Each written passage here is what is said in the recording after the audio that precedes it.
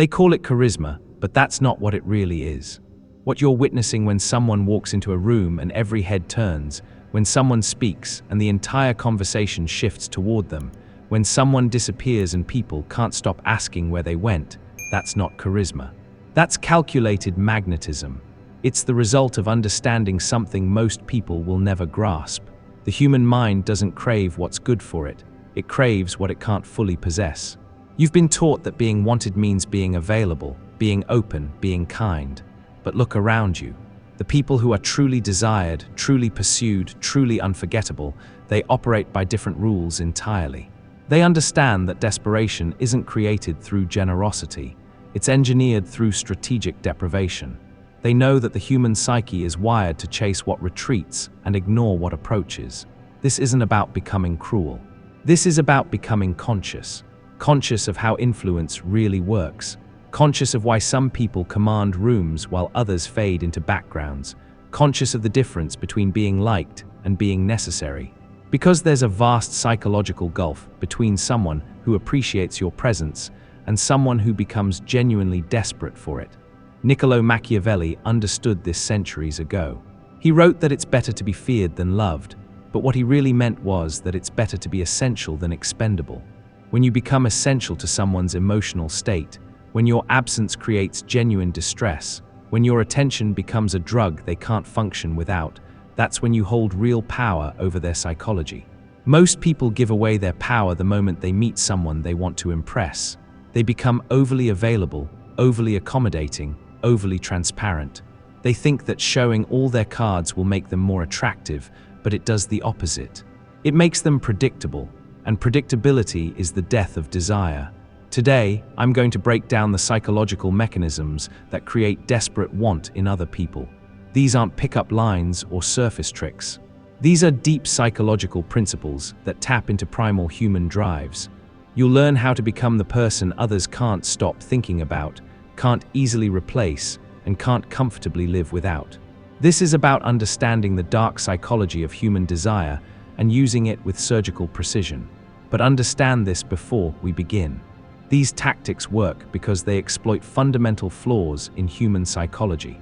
Once you see how easily people can be influenced, how predictably they respond to certain triggers, you can never unsee it. You'll start recognizing these patterns everywhere. In your relationships, your workplace, your social circles. And once you start using these principles, there's no going back to being naive about human nature. The first principle you must understand is that desperation is created through intermittent reinforcement. This is a concept from behavioral psychology that explains why gambling is addictive, why toxic relationships are hard to leave, and why some people become absolutely obsessed with others who treat them inconsistently. When you reward someone's attention to you in unpredictable intervals, their brain releases dopamine not when they receive the reward, but when they're anticipating it. The uncertainty creates a chemical addiction in their nervous system. They become hooked on the possibility of your approval, your attention, your presence, because they never know when it's coming next. Most people make the mistake of being consistently available, consistently kind, consistently responsive. They think this builds trust and attraction, but what it actually builds is complacency.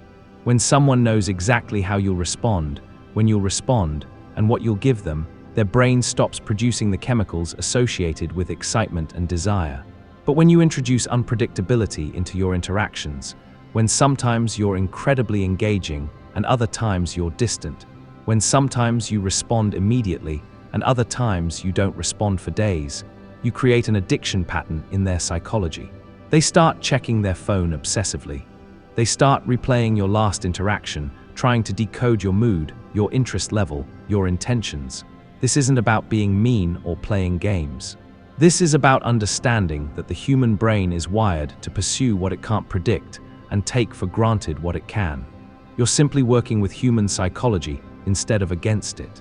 The key is that your unavailability must feel natural, not manufactured. If it seems like you're deliberately ignoring them or playing hard to get, the spell breaks.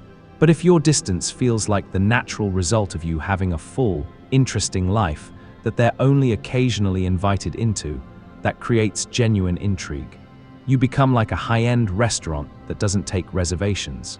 The exclusivity isn't an insult, it's a signal of value. People don't get angry at exclusive things for being exclusive. They get more determined to gain access. The second principle is emotional contrast. Most people try to create attraction by being consistently positive, consistently agreeable, consistently pleasant. But consistent emotions, even positive ones, become wallpaper. They fade into the background of someone's awareness. What creates psychological impact is contrast. When you can shift from warm to cool, from engaged to detached, from present to absent, you create emotional peaks and valleys in the other person's experience. These emotional fluctuations are what create memorable experiences and, more importantly, addictive ones. Think about the most memorable people in your life. Were they the ones who were always the same, always predictable, always steady? Or were they the ones who could make you feel incredible one day and uncertain the next? The ones who kept you slightly off balance, never quite sure where you stood with them. Emotional contrast works because it mirrors the natural rhythm of intense experiences. Great music isn't just loud, it moves between loud and soft. Great stories aren't just action, they move between tension and release. Great relationships aren't just harmony, they move between connection and space. When you master emotional contrast, you become like a complex piece of music that people want to hear again. And again, they can't quite figure out the pattern, can't predict the next movement, so they keep listening, keep analyzing, keep coming back for more. But this requires genuine emotional discipline. You can't let your own emotions dictate your behavior if you want to create specific emotional responses in others. You have to be able to pull back even when you want to move closer, to go quiet even when you want to speak, to create space even when you want to fill it. This is where most people fail. They become emotionally reactive instead of emotionally strategic. They let their feelings in the moment determine their actions, and they lose the ability to create the emotional experiences that generate desperate want in others. The third principle is strategic vulnerability. This might seem contradictory to everything I've said so far, but bear with me.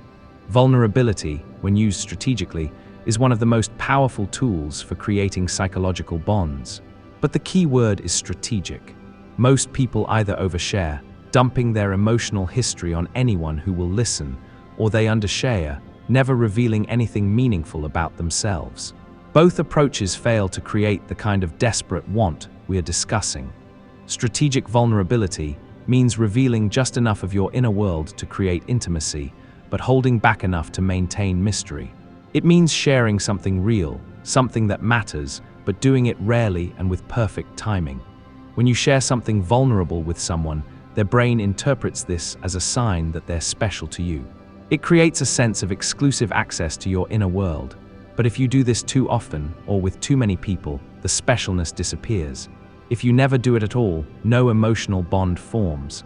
The art is in the timing and the dosage. You wait until they've invested significant emotional energy in trying to understand you. You wait until they've demonstrated that they value your presence. Then you give them one small key to your inner world. Just one. This creates a psychological phenomenon called the Benjamin Franklin effect.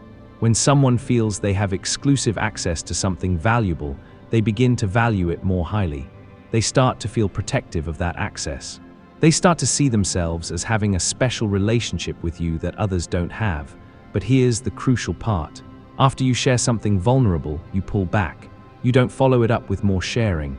You don't explain it further. You don't make it the new baseline for your interactions. You let them sit with that one piece of information, let them treasure it, let them hunger for more.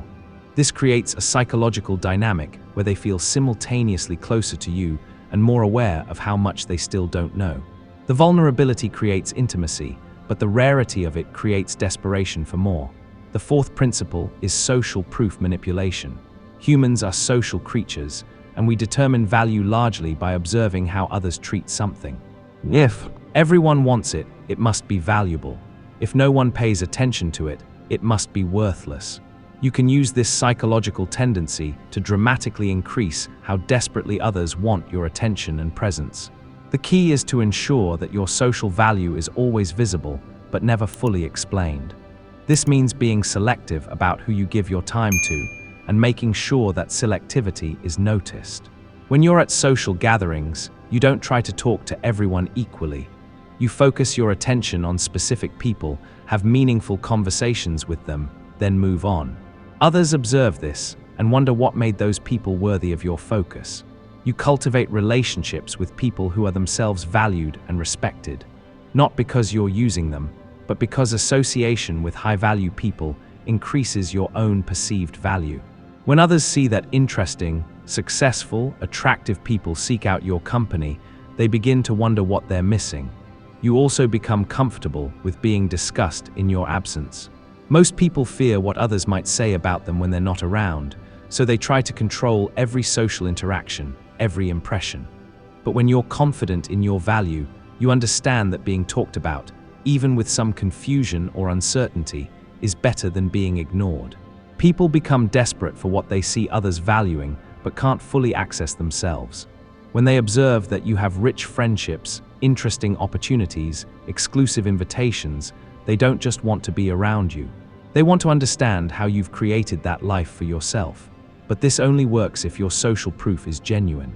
If you're manufacturing fake relationships or pretending to be more connected than you are, people will sense the desperation underneath, and the entire effect collapses. The fifth principle is intellectual scarcity. In a world where everyone shares every thought, every opinion, every reaction in real time, the person who thinks before speaking becomes magnetic. When you make your thoughts, your insights, your perspectives feel rare and valuable, people become desperate to access them. This doesn't mean being silent all the time. It means being selective about when you speak and ensuring that when you do, it's worth listening to. You don't comment on everything. You don't have an opinion about every trending topic. You don't fill every silence with words. Instead, you observe, you listen, you think.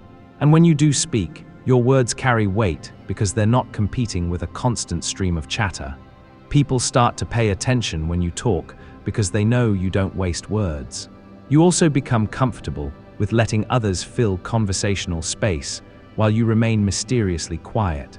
Most people are so uncomfortable with silence that they'll reveal far more than they intended just to keep talking. While they're oversharing, you're learning. While they're explaining themselves, you're maintaining your mystery. This intellectual scarcity creates a dynamic where people start seeking your opinion specifically because you don't offer it freely. They want to know what you think about situations, about people, about decisions, because your perspective feels valuable precisely because it's not always available. You become like a consultant whose time is expensive. People don't resent paying for expensive advice, they value it more highly because of its cost.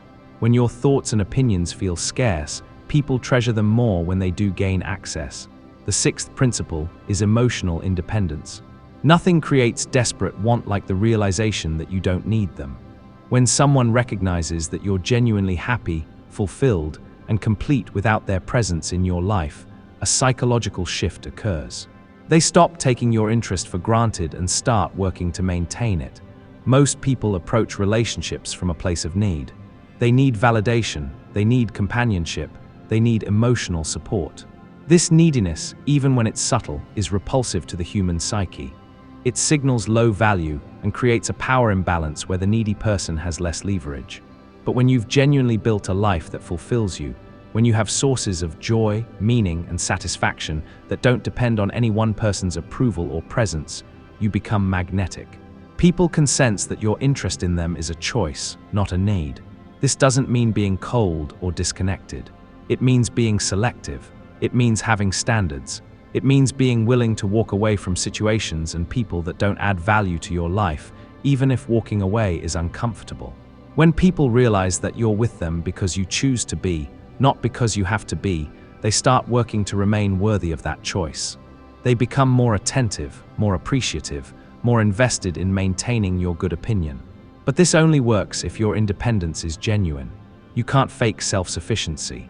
If you're pretending not to need people while secretly desperate for their approval, they'll sense the neediness underneath your act, and it will repel them even more than obvious neediness would.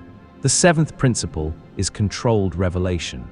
This is about understanding that information is power, and giving away too much information too quickly is giving away your power.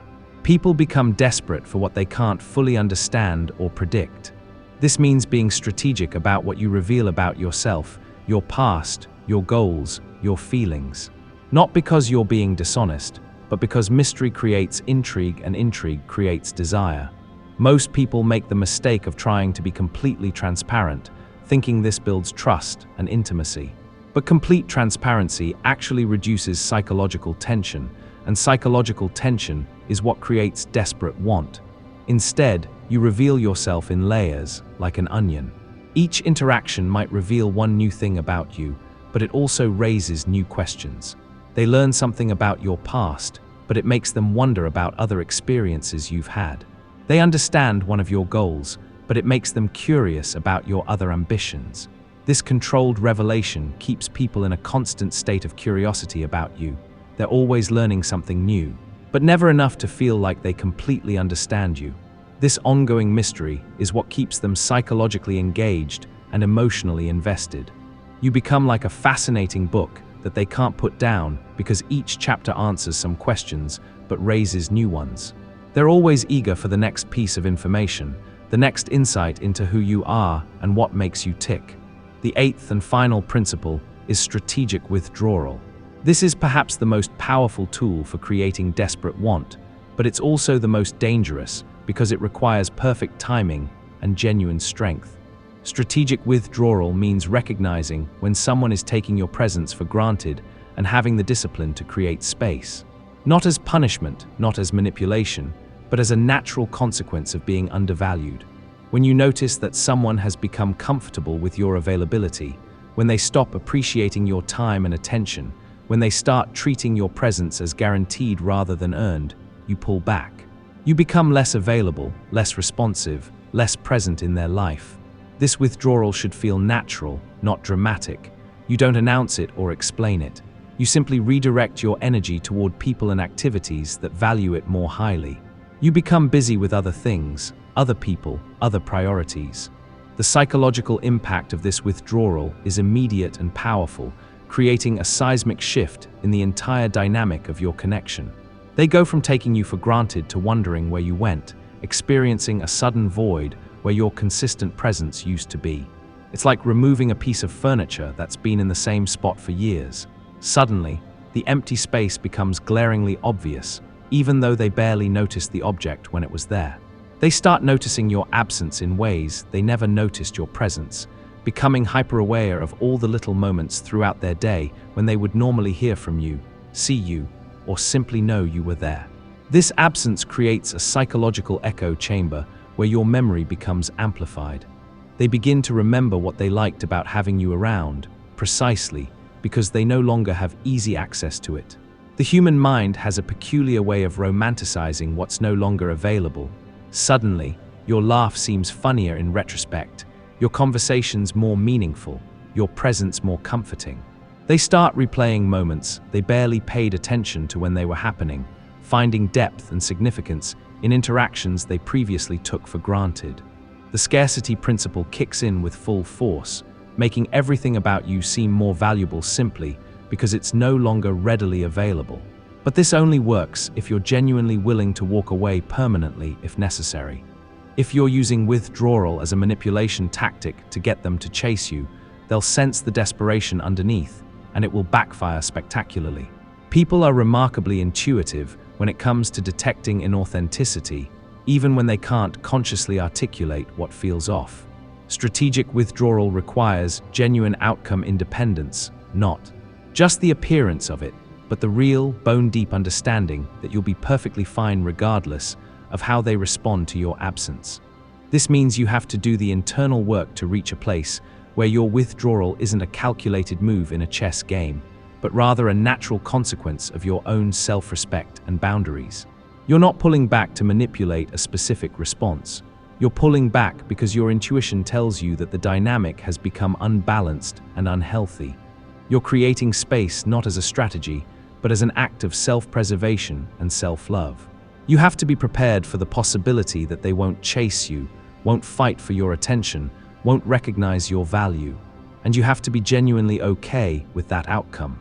This is perhaps the most challenging aspect of strategic withdrawal because it requires you to confront your own attachments and expectations head-on. You must reach a psychological state where their potential indifference doesn't devastate you, where their failure to pursue doesn't confirm your worst fears about your own worth. Because if you're not genuinely prepared for them to let you walk away, your withdrawal becomes neediness in disguise, and neediness repels rather than attracts. The energy of desperation is palpable, even when we think we're hiding it well. If you're constantly checking your phone for their response, analyzing their social media activity for signs of missing you, or dropping hints to mutual friends about your availability, you're not truly withdrawn, you're just playing hide and seek while desperately hoping to be found.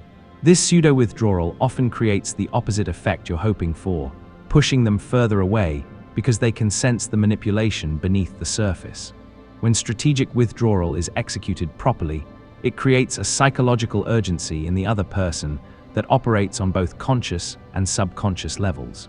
They realize they've been taking something valuable for granted, and they begin to work to regain access to it. This realization often comes in waves: first confusion about your absence, then mild concern, then genuine worry about losing you permanently. They start reaching out more, investing more effort, showing more appreciation. Their texts become longer and more thoughtful, their invitations more frequent and creative, their attention more focused and genuine. This shift happens because scarcity triggers our evolutionary programming. Throughout human history, losing access to valuable resources meant potential danger or disadvantage. When someone who was consistently available suddenly becomes scarce, it triggers an ancient alarm system in the brain that says, "Pay attention. Something important might be slipping away." They begin to compete for your attention in ways they never did when it was freely given, putting in effort they never exerted when your presence was guaranteed. But even then, you don't immediately return to your previous level of availability. This is crucial. The moment you fully revert to your old patterns, you teach them that your withdrawal was temporary and meaningless. Instead, you make them earn back your full presence gradually. You reward their increased effort with increased access, but you maintain the understanding that your time and attention are valuable commodities that must be appreciated to be maintained. This creates a new baseline for the relationship where mutual respect and effort become the norm rather than the exception. This gradual re-engagement process is like slowly opening a door rather than flinging it wide open all at once. When they reach out with genuine effort, you respond positively but proportionally. When they show appreciation, you acknowledge it but don't immediately flood them with the level of attention you used to provide. You're essentially retraining both yourself and them about what this relationship looks like when it's healthy and balanced. These 8 principles work because they tap into fundamental aspects of human psychology that don't change regardless of culture, education, or conscious awareness. The human brain is wired to pursue what retreats, value what's scarce, and become addicted to unpredictable rewards. These aren't learned behaviors or cultural conditioning. They're hardwired survival mechanisms that helped our ancestors navigate complex social hierarchies and resource allocation. The person with the highest education and the most self-awareness is just as susceptible to these psychological triggers as anyone else because they operate below the level of conscious thought. The pursuit response is particularly powerful because it's tied to our dopamine reward system. When something we want becomes less available, our brain releases dopamine not when we get it, but in anticipation of potentially getting it. This creates a neurochemical addiction to the chase itself. The uncertainty and intermittent reinforcement create a psychological state similar to gambling. The variable reward schedule keeps people engaged far longer than consistent, predictable rewards ever could. But using these principles requires genuine inner work.